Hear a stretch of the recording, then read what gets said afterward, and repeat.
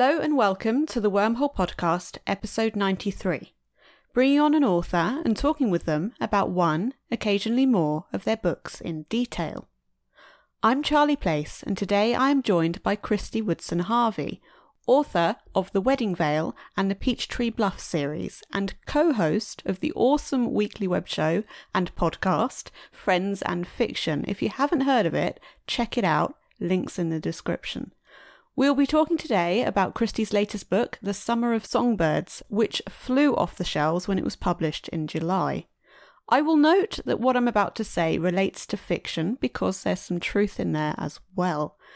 As they did to many businesses, the pandemic lockdowns have reduced the funds of children's holiday camps, and one such is Holly Springs. The camp is owned by June, who, contrary to other camp owners, lives at the site year-round. Holly Springs is her life, and the threat of having to close and sell up to a property developer is awful to say the least. But there may be hope yet.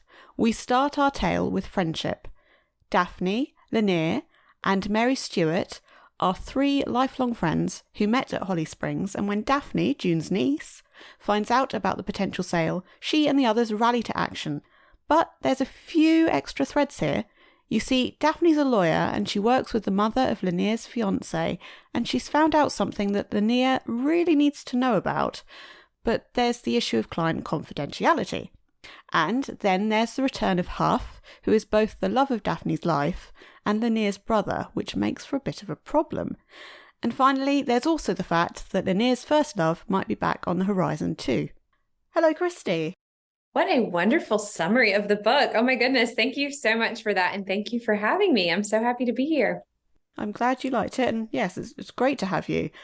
I'd like to start your sailing trip and the time that you were at camp. You were at camp during the pandemic with your family, and this whole sailing trip started you off on the inspiration for Songbirds. Can you tell us about it? Yes, I can. So yes, as you said, in 2020, my son was supposed to go to summer camp for his second year. And of course, camp was not able to be in session because of social distancing concerns and things like that, which honestly, 16 boys in one cabin, barely showering for 2 weeks is never very sanitary. So certainly not during a pandemic. But they offered us the opportunity to come to a family camp instead. And I thought it was such a great idea because, who doesn't want to relive their childhood days? But also because it hadn't really occurred to me yet that these summer camps were going to be in real danger of closing because they wouldn't have any funds for this entire year of the pandemic. So we thought this was a great idea, a lot of fun, a great way to support the camp at the same time. And so the minute that we got there, the kids run out of the cars and disperse, and the dads went down to the dock to fish, and a couple of my friends and I decided to take out a sailboat. And my best friend who was there with me is an amazing sailor, like a very expert sailor, has started a sailing school, and she learned to sail at this camp. And so she's sort of famous there. Like everyone knows her because she, went to camp her whole life. She rose through all the ranks, they call them. She got her sailing licenses and all these things. So when we're down on the dock, one of the counselors says, well, we're short on radios, but you guys don't need one because you have Millie with you, so everything will be fine. Now, of course, if you read that in a book, it's cue the dun, dun, dun, like something bad's going to happen, right? But in real life, we don't often realize those moments when we have them. So we head out on the sailboat and we get about 30 minutes away from camp, and the wind just absolutely dies and we can't go anywhere. We were just stuck in the middle of this river in the middle of nowhere. And I remember saying, I hope our children get hungry, because if they get hungry, they'll notice that we're gone and then we're going to be okay. If not, who knows when we're going to be saved. So we started telling camp stories to pass the time. And my friend who was sailing us told a story about being in a very similar situation on a beautiful day at camp, sailing by herself, when all of a sudden a water spout, which is basically a tornado on the water, comes across the river right at her. And so she had to jump out and abandon her sailboat because she was the tallest thing around. So it picks up the sailboat, crushes it on the shore, But no one remembers her near-death experience on the water. All they remember is that the super hunky sailing instructor was watching from the shore. He saw her, he came to her rescue, and everyone was so jealous because he was everyone's camp crush. And so when she told that story, I was like, oh my gosh, I'm writing a book about camp, and you have to let me use that story. I don't know how it's going to go in there, but it has to go in there. And she was like, of course you can use the story. Please use the story. So that was kind of the beginning of the little spark for the Summer of Songbirds, and a really fun story to get to tell on tour too, by the way. Well, it sounds like the camp that you went to and your friend's reputation, there's a new anecdote to add to that now. That's exactly right. Well, and here's the really funny thing too. So the camper that rescued her is obviously all grown up now and happens to be one of my neighbors. And so we thought it would be really funny to kind of disguise Rich McNabb in the book and, you know, as him in real life. And we were like, oh, this will be great. He'll never know. Well, someone told him. Fortunately, she called me and was like, oh my gosh, I told him. I'm so sorry. This was so awful. And I was like, well, this is going to be so awkward. We're going to have to talk about it because I'm going to see him all the time. We're neighbors.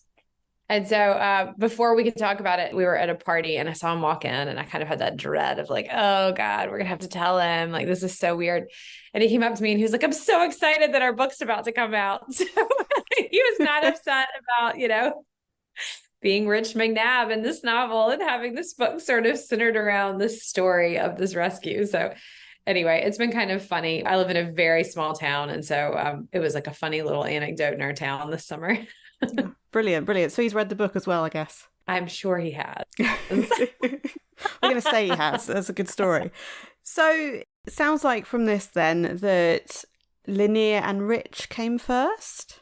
I believe they did. So the first scene that I wrote in this book was the scene where Daphne, Lanier, and Mary Stuart are stranded on the boat and Rich comes to their rescue. And I think I said this somewhere in my acknowledgments. My first favorite line of this book is this the sign of which you speak? Because Mary Stuart and Daphne have always believed that Lanier and Rich belonged together. And Lanier has betrayed him in a way and believes that he'd never forgive her. And so that was really the central kind of beginning piece of this story.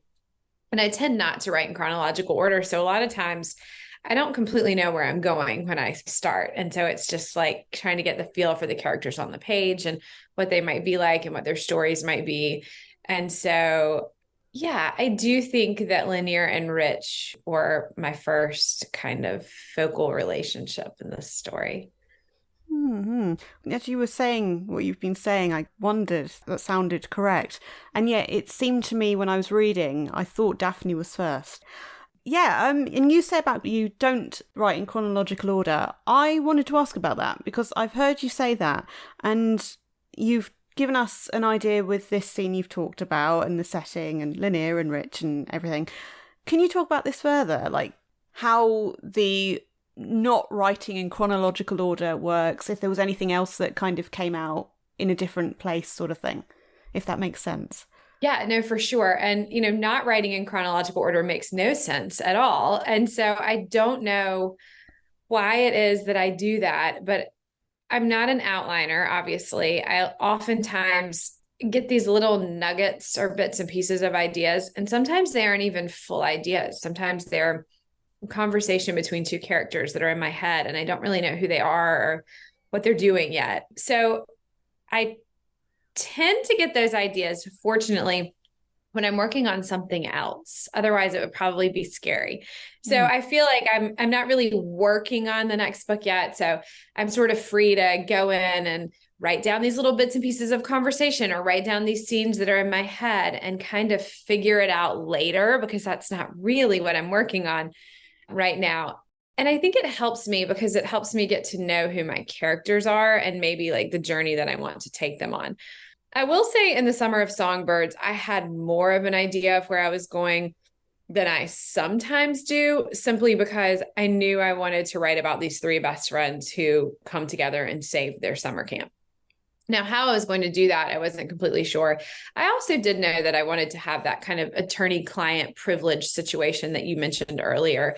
That was something that was interesting to me. And I just thought to put two best friends in that situation where one of them knows something and she knows she needs to tell her, but she knows she might lose her job. And especially, as a single mother, like it's a really big deal no matter what. You've been to school for 100 years to be a lawyer. You're not just going to throw that away lightly, but being a single mother and having someone who really depends on you, I knew that was going to come into play in some part of the story. You want the reader to feel conflicted. And so I think for me to create these two best friends and have one of them know this big thing, it's difficult to put them in that situation and not immediately want the reader to be like, well, of course you should tell her. She's your best friend. She's done all these things for you your entire life. And so I think in that way, I did figure out early on that Lanier was going to have to be a little bit of maybe not a wholly unlikable character, but a definitely unlikable at times character, because if you were fully on board with Lanier and everything that she did, and you thought she was the best character that you had ever read and you loved her completely, and Daphne was even considering not telling her, then you had to hate Daphne. So there had to be this kind of like conflict in there. And so I think all of that, going back to the not writing in chronological order, I think some of these things were things that I was able to find out in little bits and pieces as I was writing the story. And before I was really sitting down and getting into the nitty gritty of it, I had already decided that I wanted Daphne to have had this sort of secret relationship with Lanier's brother that she didn't really know about, because I felt like there had to be reasons for these women to keep these secrets from each other. And you had to be able to identify with them, in some way of why they would keep these secrets and why they would potentially make the choices that they make. And I just thought that was something interesting to explore. I've had that situation. I've seen that in my own life, not personally. I don't have siblings, so I've never had someone date my brother, but seeing that with friends. And I think that's always a really tricky situation. And it sounds like when you just say it, you think, oh, how fun. But I think there's a lot that goes into that behind the scenes where everyone's not always thrilled when that happens. How do you feel about Lanier? And I know you did a very good job, I think, for me as a reader. I loved that she had a bookstore, but I was never going to love her to pieces, which kind of sounds like I'm kind of reading it right, I suppose, how you've written it. But how do you feel about her yourself?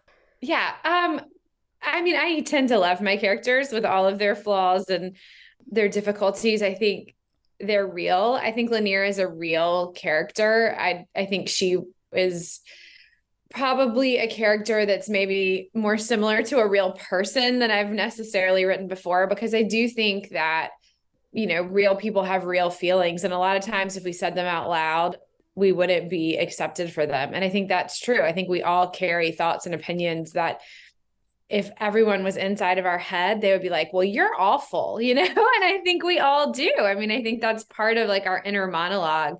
And we really got to see that with Lanier.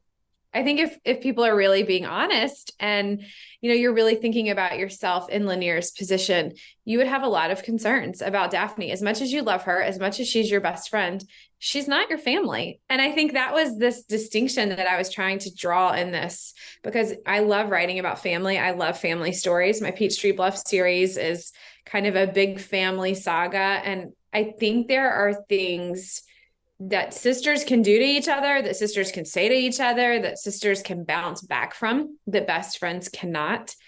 And that was a line that I really wanted to play with in this book, because these women have known each other their entire lives. And I do think it gives them a different type of relationship than maybe if they had met when they were older. Not necessarily better or worse, stronger or less strong. It's just a different relationship. You have lived and grown together in such a different way and stuck by each other through things that maybe you wouldn't if you were older. And so I think there is that kind of element. And I think Lanier ultimately, as I saw her, she's coming from a place of protection. She wants to protect her brother because she knows that Daphne has broken his heart before. She's broken a lot of people's hearts, and she thinks she could potentially do it again. And I think she wants to protect her best friend because she has seen her brother and her best friend in this terribly codependent situation, and she knew it wasn't the best thing for both of them. And so while I think she's maybe not the warmest, fuzziest character in the book, she's realistic. And I think her concerns come from a place of love. But again, if you fully love her and think she's the heroine of the story doesn't work. So we have to dislike her at some points along the way. But I do think that she is ultimately just a person who's growing up in this story. She's growing up, she's coming into her own, and she's figuring out who she is in this new part of her life, both where Daphne's concerned and where Rich is concerned, in her relationships and her friendships and everything. And some people, I think, come to that a little bit later, and other people come to it a little bit earlier. I think Daphne has had a much harder life, so she's had to come to some of these conclusions about herself and what she needs a little bit earlier than Lanier, who has had a lot of love and support around her always unconditionally. So she can afford to test those boundaries of that love a little bit more, I think, than Daphne can. Mm-hmm. Well, I want to ask you about Daphne, and I want to ask you about the family aspect as well. And I think we can probably put it into one question. So you've mentioned Daphne's family, there's struggles there. Why was it important to you to write about this family? Well, I think when I'm thinking about a character's backstory, I'm always trying to think, why do they do the things that they do? Why do they make the decisions that they do?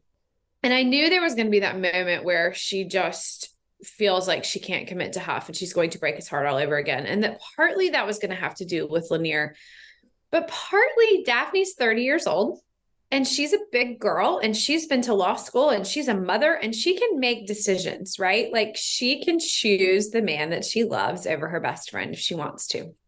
And so I knew she needed to have a piece of her and a piece of her heart that couldn't let her have what she wanted because she was afraid of something. Now, I didn't know what that was necessarily, but I knew she needed to be afraid of something.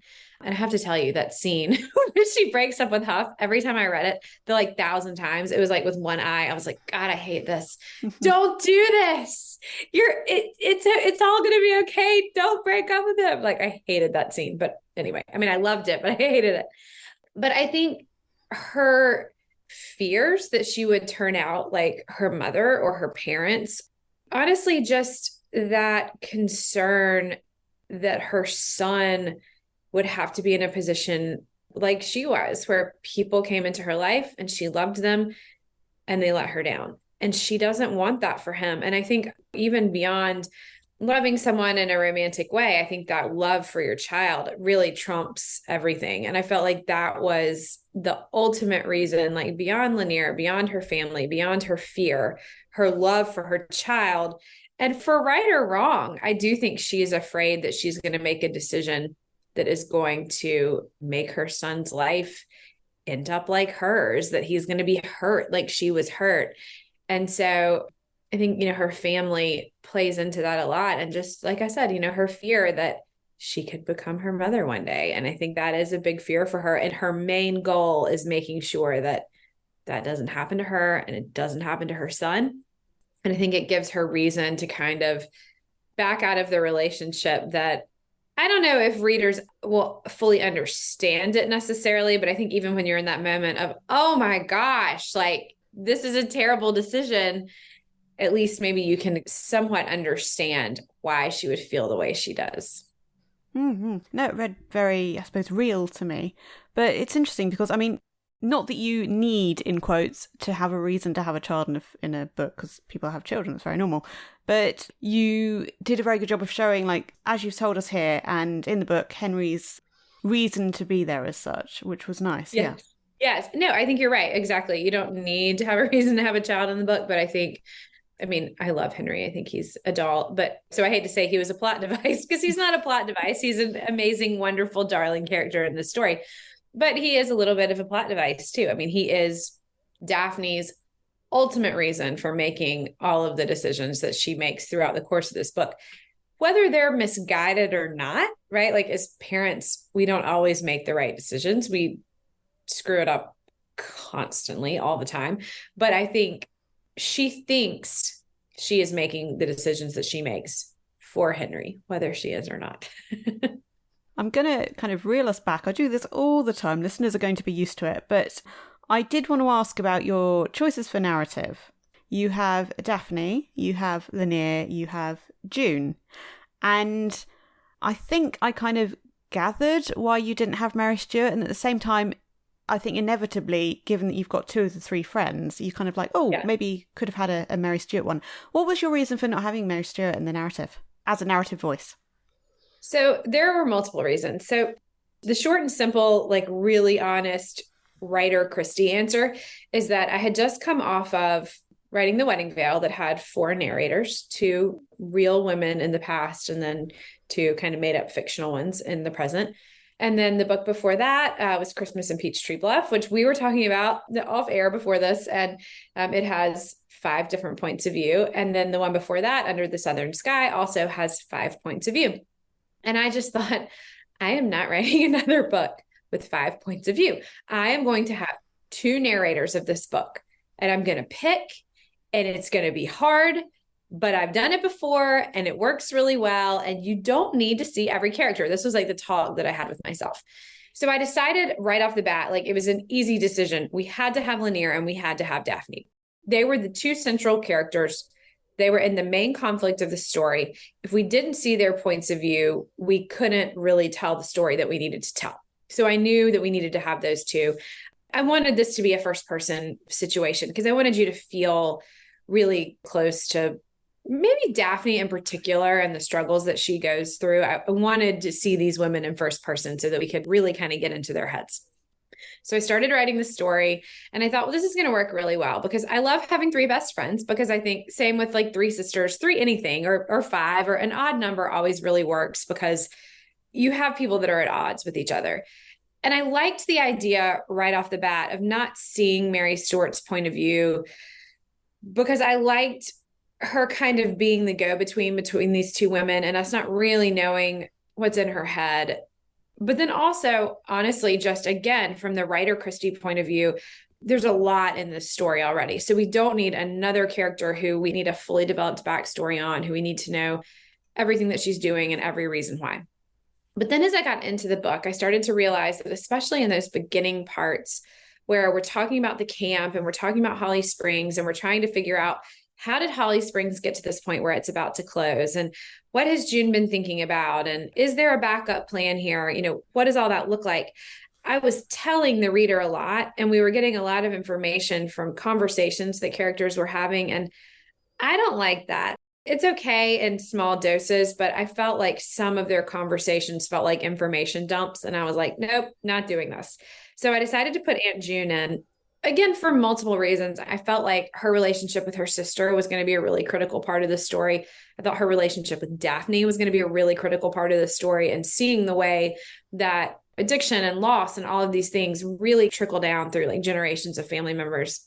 So I thought, well, this is a really interesting point of view that Aunt June is going to have. So it wasn't just like, let's put her in there so we have all the information. Let's put her in there because she has an interesting story to tell.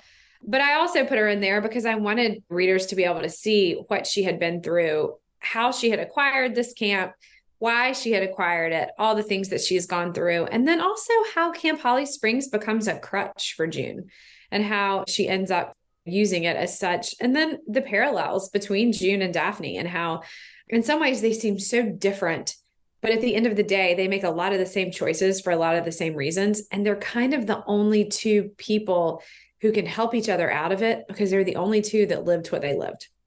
So I was like, okay, I've got a great reason to have Aunt June in here. And actually, there was a lot about Aunt June that didn't make it into the final draft of this book. She had a love story. There was a lot more about June and Melanie, her sister. There was a lot more about their childhood and their past in the original versions of this story. But I think ultimately I had to kind of narrow it down to, what do we really need to keep this story moving forward? And what do we have to see? Because it was a very long book. I just felt like it was too long for, a book of this genre. It read a little long to me. And I was like, okay, we got to cut some things out of here. But I hope readers don't feel like they missed out on Mary Stuart. I do feel like she's a character that I could come back to and really dive into her story as well in a different way. And that she is certainly equally as interesting and worthy of a point of view as these other 2 women. But I think for the purposes of this story, I liked not necessarily completely knowing what Mary Stuart was thinking and being able to kind of see her thoughts through the other women and which side she was on through the other women. Well, it struck me that, I think particularly because you had her wedding at the start. I think it was, yes. Yes. She had less conflict in her own life, which made it work as well, I think. Yeah, I did. I hoped that that the reader didn't walk away feeling like, oh, well, we needed to know this about Mary Stuart, or we needed to know that about Mary Stuart. And so it was very intentional to have her at a slightly more settled place in her life. Now, settled for good, settled for now. Who knows if there's more Holly Springs in the future, Mary Stuart could have a whole nother way to go. But I think her being a little more settled did lend itself to maybe not having her quite in like the center of this conflict. And she was, not that she's less of a best friend, but she didn't grow up in the town with Lanier and Daphne. There are a lot of things that Lanier and Daphne went through that Mary Stuart was not at the center of. So I felt like for that reason too, it was okay to kind of give her a little less of a point of view. I agree with it effectively. You said that this book was originally longer. How longer are we talking? Oh gosh. I probably cut 60 or 70 pages from this book, which is a lot. It's a lot. There were some other things like in the original draft, Daphne had a stepfather who we saw a lot more of, and I loved him. He was darling. And he was kind of a person that she was able to count on and rely on even after her mother was gone. But part of the reason that I took him out was because I wanted Lanier to really be Daphne's only soft landing. I wanted her to be the only kind of constant in her life. And so while I loved him as a character, and he honestly was an easy way to solve some plot things, it just seemed like maybe we didn't need him. And again, it was another character that we were really developing a lot of. And I thought, okay, if we cut him, then, this could be okay. There's something else big that I cut out of this. Oh, yes. So in the original draft, after Daphne and Huff break up, she has a little bit of a love triangle thing going on with Stephen as well. And there is kind of a moment in there where he very much wants for them to try to be a family. And there's a moment in there where she thinks, maybe that's not a bad idea. I mean, that maybe that is something that could work. She doesn't ultimately end up pursuing that or anything, but I did think it was kind of an interesting angle. And I think it shone a little more light on the fact that they were much younger and they're very different people when they had Henry, and the decisions that they made during that time were maybe not the decisions that they would make now. And I did like that angle, but again, there's just a lot going on in this book. And I didn't want readers to feel kind of overwhelmed by all the things being thrown at them. And so I thought maybe the conflict of really Daphne choosing between Lanier and Huff was maybe enough. She didn't have to choose between Lanier and Huff and Stephen. No, yeah. I mean, you have still got an element of Stephen. Obviously, Stephen is in the book still. Sure. So he's always there in the background. And I mean, I did wonder, even though I thought, okay, I think it's a done deal effectively that you're going to have Huff and Daphne end up together. I still did wonder if that was going to happen, even though I kind of felt it was inevitable. I don't know. So yeah, no, it's still there, that good balance. Well, and I do feel like there was a little bit of that. I mean, I hoped, I think even in this draft, like you said, I think there was a little bit of that. He's there and he's great. Like he could certainly be a contender for her heart, even though he's not, he could be. And so I think it's kind of there. And actually, funnily enough, when I had the stepfather in the first draft, there was this element to me. Part of the reason that I ended up cutting him is because I don't know why it was, and it wasn't intentional, but it was like this inevitability that you felt a little bit like maybe June should be with Daphne's stepfather, but like, no, he was married to her mother. That would be way too weird. That could not happen. And that doesn't happen in the story, but it was like every time I read it, there were these moments that it felt like that's where the story was going. And I was like, I think I got to take that out. Okay, so you had this thing, going on definitely, and you said absolutely no to it. Yeah. The irony of this book is that on the surface, it should be a really easy book to write. It's three best friends. They're saving their summer camp. It's a fun summer story. It makes you think about your childhood. It's my 10th book, and it's probably the one that I rewrote the most and edited the most, which I think is hilarious. It's come out great in the end. All the work and stuff, it's been good for it, yeah. Thank you. The camp. You've been to camp, I believe. You've been to camp yourself. Yes. I think there will be quite a few listeners potentially who haven't been to necessarily the kind of camps that we're talking about. Can you tell us about your experiences, camps in general, maybe, that sort of thing? Absolutely. So I grew up going to a camp in the mountains of North Carolina called Camp Hollymont, and I loved it. I went there for, I don't know exactly how many summers, but 7 or 8, from the time I was like a child until I was a counselor in training. So I was a teenager at that point. And it was just this lovely kind of moment in time where you were totally removed from your regular life. You were with people that you never would have met otherwise from all over. It's something I sort of hit on in this book a lot. But I think for me, something that in retrospect that I think camp taught me, or that I felt about camp, was that it's the first time in your life that you have that taste of independence as a child. Your mom's not there. Your dad's not there. Your siblings aren't there. Everything about your normal life is kind of stripped away. And while, yes, you have counselors and you have people making sure you eat and bathe and are alive, whatever. It's like safety, but you have this freedom and confinement, I think is the best way to explain it, because there are a lot of parameters around what you're doing, but there's a lot of freedom in your days too. And it's something that I think is so interesting and important. And it's something that especially I think kids today don't really get a lot of, because I think, in earlier years, kids would get that in some ways of like, okay, well, come back before dinner. And now we're like tracking them on their phone to make sure they're like, still at soccer. I mean, whatever it is. I mean, I think the world is very different. And so there are reasons for that. I don't think it's like, oh, parents are just crazy now. I just think the world's a very different place. But I think camp was like a moment in my life where I was really able to kind of experience that freedom of childhood and that feeling that the world was kind of out there and everything was a possibility and you could really be anything and do anything. And it was also the first time that I really experienced people from outside of my small town in a really crucial way. I mean, my parents loved to travel, so I was lucky that I got to go a lot of places, but to spend those weeks with these girls from all different places gave you kind of a little bit of a different perspective on people's lives and where they're from and how they grew up. And I think that's something that I really wanted to hit on this book too. I think there's a line in the book where I think it's Daphne. She sort of thinks you only know your own reality until you are let into someone else's. And I think that's an interesting thing. Like her friends are like, wait, your mom sings Madonna and you eat McDonald's every night, and they're like, what? And she's like, oh, is that weird? You don't know those things until you're like at a place in your life where you're experiencing other people's reality. It's all of those little things that I think are really interesting, but just in a basic kind of brass tacks way. Camp was very much, you get up, you have breakfast together, and you have all these activities throughout the day and you get to choose the ones that you love and that mean something to you. And you're learning new skills and honing old ones. And again, meeting new friends and being with people that you haven't been with. And it was a really special experience for me. And because I wrote this book during the pandemic, I really sat down and thought, where do I want to go? And where do I want to take readers? And where is a place where you just feel kind of free? And camp instantly popped into my head. And I was like, I'm going to write a book about summer camp.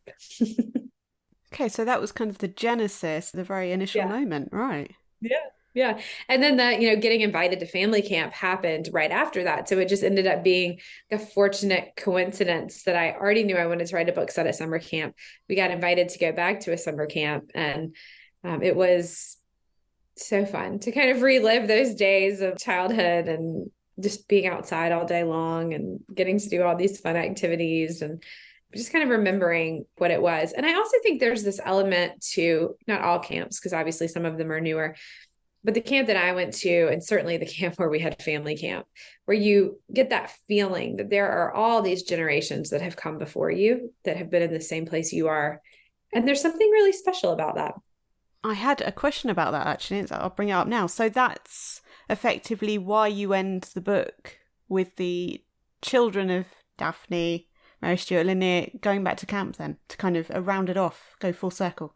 Yes, exactly. Yeah. I wanted that feeling of, that circle that kind of continues and continues inevitably. And, we don't know how long, because who knows, what the next chapter holds. But I loved the idea of this next generation getting to experience what the former generation had. And I do think that is a big element to a lot of camps. And the one that I kind of based this on, Camp Seafarer in North Carolina, it is a very multi-generational camp. I mean, you have now daughters and mothers and grandmothers and great grandmothers that have all been to this same camp forever. And Wow. there's something kind of special about that real sense of legacy and carrying on into the future. Yes, it is lovely. I suppose not necessarily the camp that's Seafarer that you went to, but Yeah.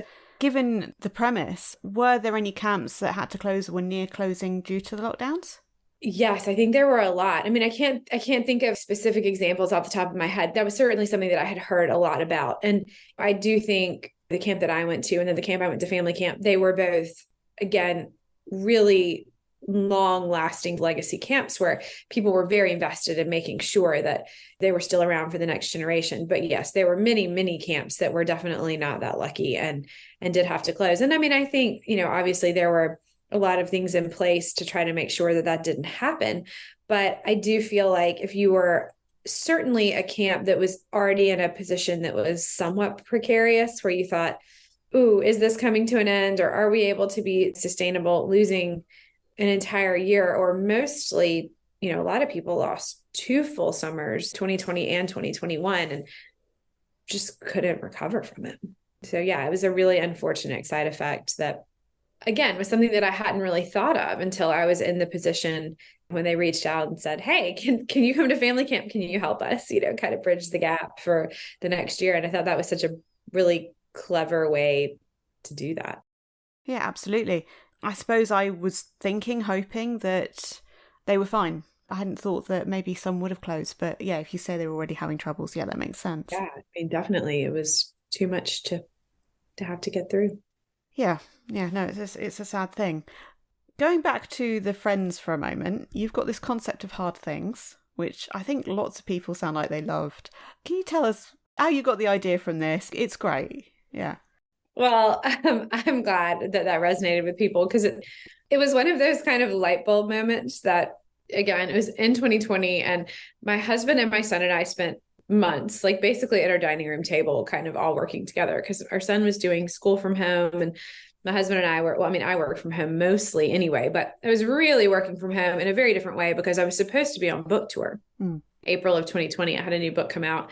And so it seems kind of silly now because we're so used to doing Zooms and being virtual and all of that. But at that moment, no one had done a virtual book tour. And I had like 41 book tour stops or something that we were all of a sudden trying to figure out, like, these are going to have to be virtual. I mean, I remember like a lot of the bookstores didn't have a Zoom account or know what that was. And I was like hosting all of these. Anyway, it was nuts.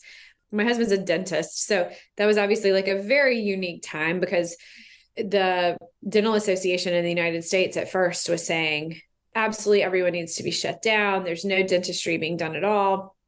And of course, that's difficult because you're trying to figure out, we have all these employees and all these patients, and what do we do? And then it became, oh my gosh, they have to open back up because all the dental emergencies were going to the emergency room, which of course was a huge problem because they were trying to keep the emergency rooms open for people with severe COVID. So he was trying to figure out all these things. Everything changed. All the protocols changed. Everything was very different. So we were all just working at our dining room table in this sort of like frantic way. And I remember saying to him, like when we were just all in a brand new situation, and I was like, wouldn't it be really, really cool if we could just divide our days up, all the things that like I thought were hard, but you think are easy, you could do. And the things that I think are easy, but you think are hard, I could do. And then I remember we were talking about our brother-in-law who he's like very good at a lot of things that like we're not good at. And we were like, and then he could do those things. And we were just laughing about it.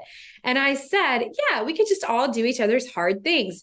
And it was like this light bulb moment. And I was like, oh my gosh, I'm going to have these women in this book do each other's hard things. And, I think it was just born out of something kind of silly, but then I do think there's some truth to that when you do have these long-standing relationships, that is kind of part of being in a friendship or a relationship, or even if you're not literally calling that place for that person or returning the shoes or whatever it is they do for each other.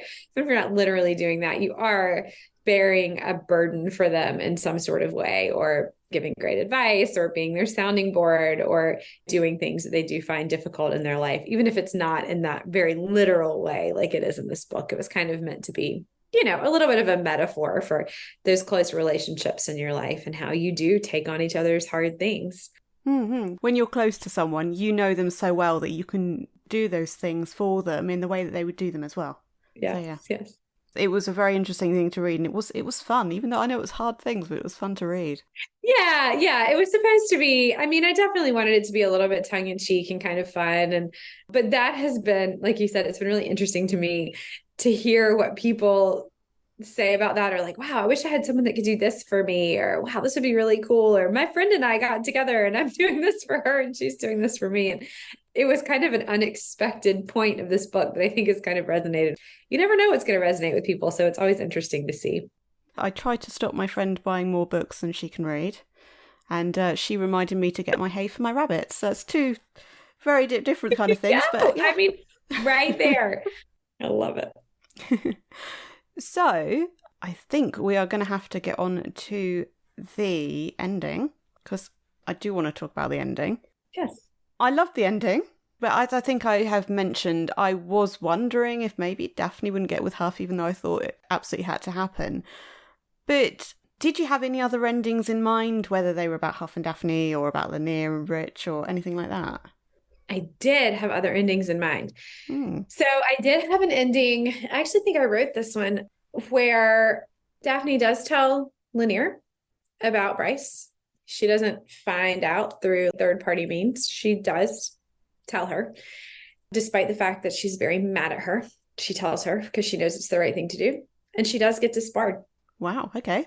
And Aunt June has decided throughout the course, this is when Aunt June had a whole different storyline too, that as much as she loves Camp Holly Springs and as happy as she is that they were able to save it, that it's too much for her at this point in her life to continue to be the director. And so Daphne ends up coming back to take over Camp Holly Springs and be the director of Camp Holly Springs. So yeah, that was a vastly different ending to begin with. But I think there were elements of Aunt June's story that I removed that made me sort of want that to be her victorious ending, that she gets to keep this place that she loves and she gets to be the person to have it for multiple other generations. I will say though, again, I don't always know what's going to happen, but I was pretty dead set that Daphne was going to tell Lanier from the beginning of this story. I was pretty dead set that she was going to tell her, and that some consequence would happen, whether she got disbarred, whether she got slapped on the wrist, whatever it may be, like whatever the consequence for that action ended up being, that she did tell him that there was a consequence of that action. And I actually think it was my editor who was like, I kind of think she should just, maybe Daphne should plan to tell her, but that she should find out in another way. And I mean, I did sort of end up liking that in the end, because I thought it was sort of a softer landing, I guess, for all of them. And it didn't require such huge change, but I could see writing a sequel to this book for sure. Although now I think it would actually probably be more like Lanier and Rich, taking over camp as opposed to Daphne. And that was actually part of the reason that I ended up taking back the whole like Daphne taking over camp. And it was very developed, like to the point that she and Huff had conversations about how it's going to work and, what they were going to do. And I did think that there were a lot of logistics to that, because I mean, Huff's a doctor. He can't go work at camp. I mean, that's just not reality. And so how are they, like, it was like I had to choose, like either she had to have the camp or she had to have Huff, but she couldn't really have both. That's real life. Sometimes we don't get to have everything that we want because logistically it just doesn't work out. So I had a very different ending. Wow, yeah, okay.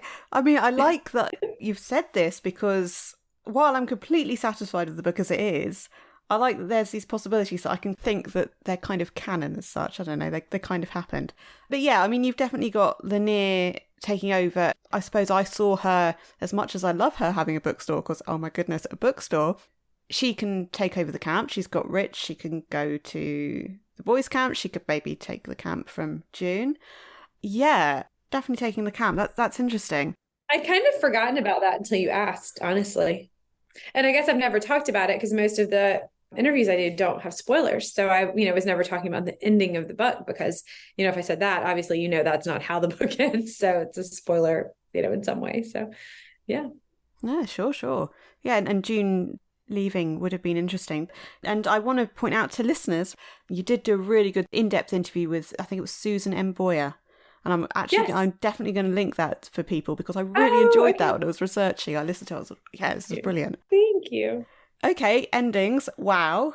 You've given me so much more of an appreciation of this book. My goodness. And you say a sequel. Is this something that you kind of think, it might happen in the future? Or do you think it's kind of something you might actively do within a few books? I don't have real plans for it. I mean, my 2024 book is set. It's coming out, and I have a first draft of what will presumably be my 2025 book. So if I did do another Holly Springs book, it would not be for a couple of years. But I don't know if I should say this. There's some fun things going on the potential, like adapting this for screen, and nothing specific that I could talk about, but that is something that there's definitely been some conversation about, is like, if that were to happen and that were to work out, doing a sequel to this book to give more. And I do think something that I liked about this book, I think there are a lot of potential worlds within this book. There are a lot more stories that I could tell about these women and this place. And a lot of times it's an interesting thing for me to say, because for the very most part, when I have written a standalone novel, and readers will come back and they'll say, oh, I wish you would write a sequel about blah, blah, blah. And I'm always like, nope. Like, I don't say that, but I'm like, oh, thanks. But in my mind, I'm like, nope, I'm not doing that. Because to me, it was a world, and that world is over for me. But Holly Springs was a little bit different, because I felt like when I finished this book, it was maybe the only time that I felt like I finished a book and I really thought, oh, I could really do a sequel to this book. I would love to see what happens with Stephen. I would love to see what happens with Mary Stuart. I would love to see like Duff and Lanier make it down the aisle, like whatever it is, I think there's, how do Rich and Lanier end up? Like, what happens to the camps?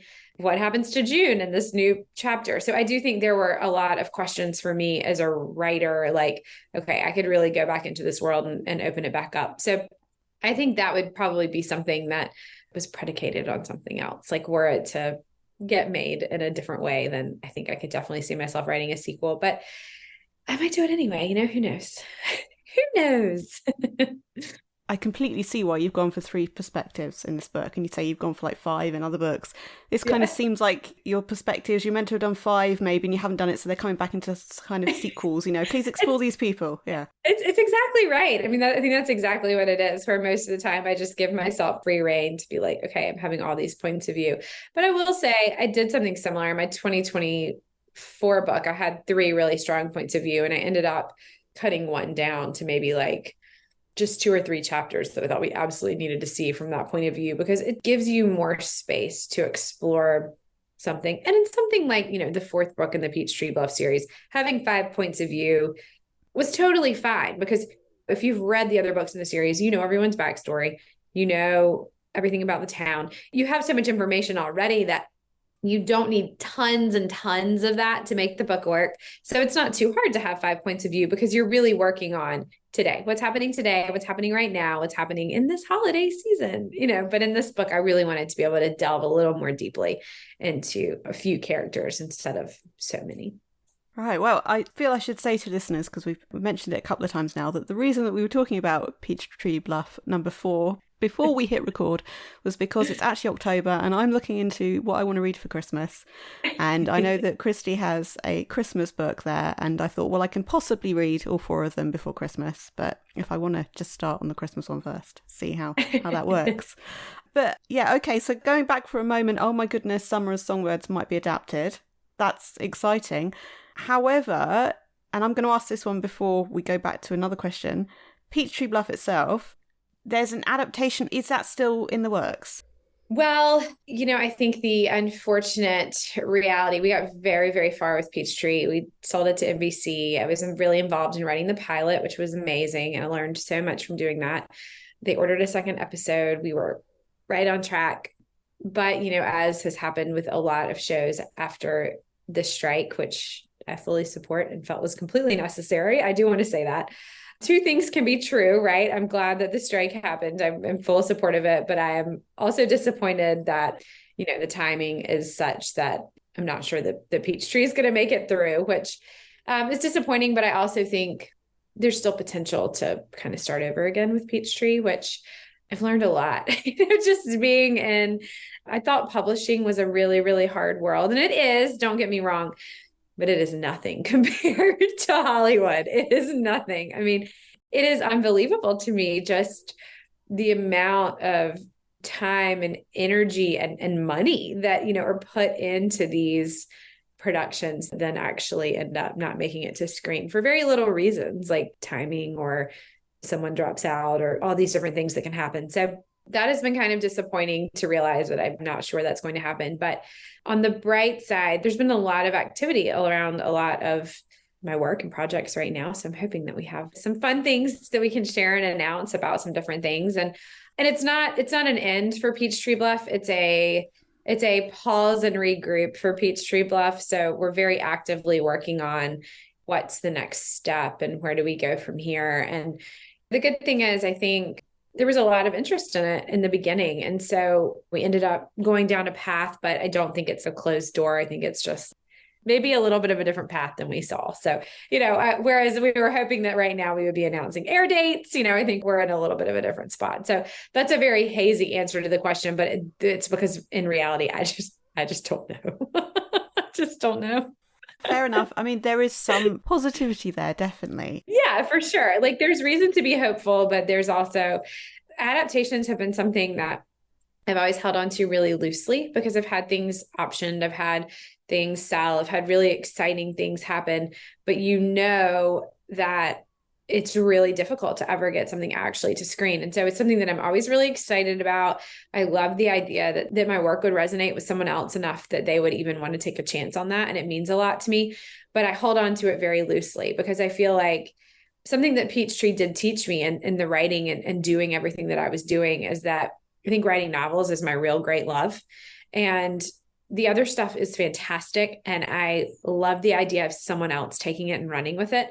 But I don't think that we're going to see Kristy, the screenwriter, coming anytime soon. I mean, who knows, right? Life takes us in a lot of different places, but it's an enjoyable experience. I learned a lot, but it's not my great love. Writing novels is my great love. And I think exploring the internal life of a character is my very one most favorite thing about writing novels. And it's the one thing that you don't get to do when you're writing for the screen. So not to say I won't do it again, certain that I will, but it taught me a lot that this is really kind of, I think, what I like to do. Yeah, sure, definitely. And yeah, unless you've got an extremely detailed narrative that comes from the character themselves, you can't explore their inner lives all that much. Yeah, exactly. So this new book, I might have to ask you about both of them actually, for 2024 then. Can you tell us about this book? I can. We finally have a title. Oh my goodness. I think it's the first time I'm saying it out loud. So here you go. It's called A Happier Life. We went back and forth on the title for a long, long time. My working title had been Where the Sky Meets the Sea, which I really liked, but I don't know, it just wasn't working for some reason. And then we changed it and I just could not get on board. I don't know. It just wasn't the right title. So anyway, everyone's very happy with A Happier Life.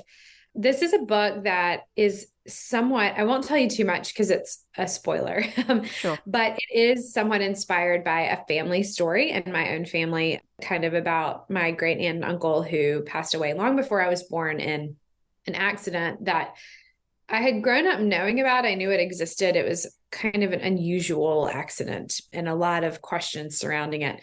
But it was something that I just sort of always taken for granted as a child. And then my grandmother said something about it one day, and my, I don't know what you call him. I guess he's my second cousin, but he would have been my great aunt and uncle's son, said something else the next day.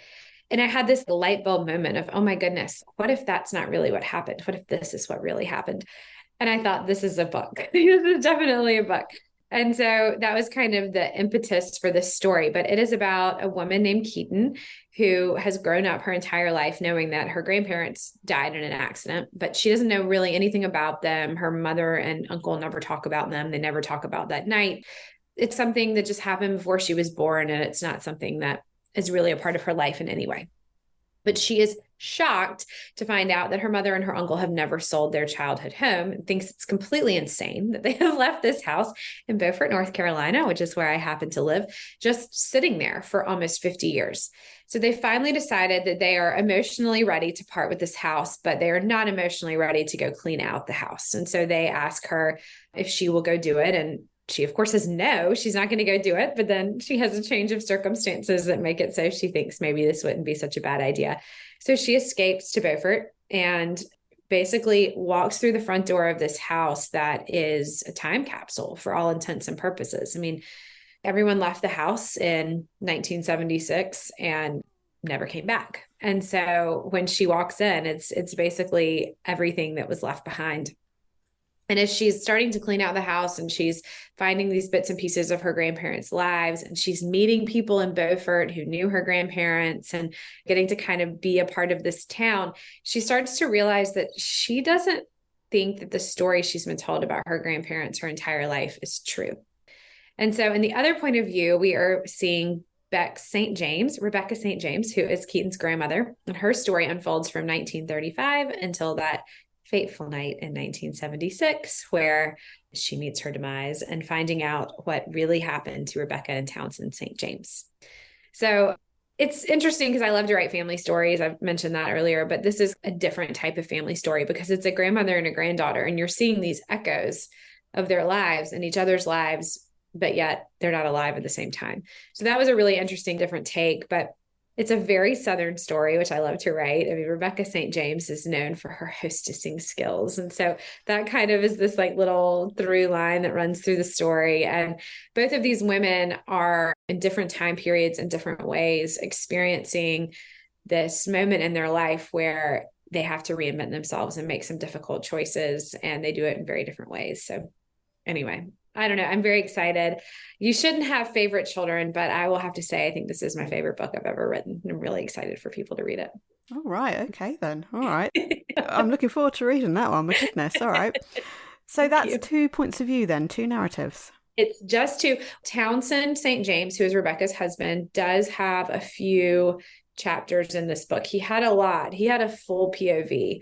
And then I ended up, again, thinning him out just a little for multiple reasons, but partially because I ended up, the first draft I read of this book had a lot of Rebecca and Townsend's love story as it unfolded in the 30s. And I still have a lot of that, but I cut a fair amount of that just, again, to make space on the page for what was happening now. So I ended up cutting some of his POV because of that. But then also because it's not meant to be like a mystery, right? I mean, if you figure out on the first page what happens, fine. Like, I think you'll still really enjoy the novel. So it's not like, this is my foray into mystery writing. It's not like that, but there is a little bit of this secret at the center of the story of what really happened to these people. And so as I got toward the end, I thought maybe hearing less from him made it a little bit of a stronger story. So. Okay, no, I'm seeing lots of possibilities of where the story is going to go. Yeah, I like it. I like it very much. Am I allowed to ask you about this? I think what you said you're writing at the moment, the 2025 book. So I really can't tell you about 2025, but I will tell you it was not what I was planning to write. I had full intentions of writing another series. I knew exactly what it's about. I knew all my characters. Again, I don't outline or anything, but I had a very clear idea of like book 1, 2, and 3, where they begin and end, like the narrative of whose POVs we're seeing and all of that. And then I give myself deadlines, like within my real deadlines, because I need to stay on track. It was like a Monday, and I was like, I'm going to go home and I'm going to start writing. And I had a news alert come up on my phone, and I was like, nope, that's my new book. And I started writing it that day. And that has never happened to me before, because usually I have to like think about it a little bit more. But I actually I called my agent and I was like, I have this idea. Is this crazy? And she was like, I love it. You should write it. So I did. And I had lunch with some friends that day, and I was like, what do you guys think? I read this article this morning and I had this idea. And it was one of those things that like became so catchy that we were like talking about it all afternoon. And they were like, you need to write this. You've hit on something here. So anyway, I hate being vague like that, but hopefully I'll be able to tell you very soon, but I'm not finished with it yet. And I'm not under contract for it yet. So I really can't talk about it until I am, but very soon, very soon. It's sounding like you could get a book that's even better than the next one then. Yeah. My goodness. Okay. All right. So yeah, Kristy, it's been lovely to have you on. I knew I was going to like the Summer of Songbirds, no matter where it went. I didn't want to, ironically, we spoiled some of the book here, but I didn't want to spoil it for myself. So I read very little about it, and yeah, I just loved it. And I'm reading The Wedding Veil at the moment and doing the same again, trying not to find out what's going to happen and really enjoying it. Thank you very much for being here today. It's been lovely having you. Oh, thank you so much, Charlie. This was such a great interview, and I'm so appreciative that you took the time to have me on and read my book, and it means a lot. So thank you very much. I hope you enjoyed this episode. Do join me next time, and for more information as to upcoming authors, check out wormholepodcast.com. The Wormhole Podcast, episode 93, was recorded on the 23rd of October 2023 and published on the 11th of March 2024. Music and production by Charlie Place.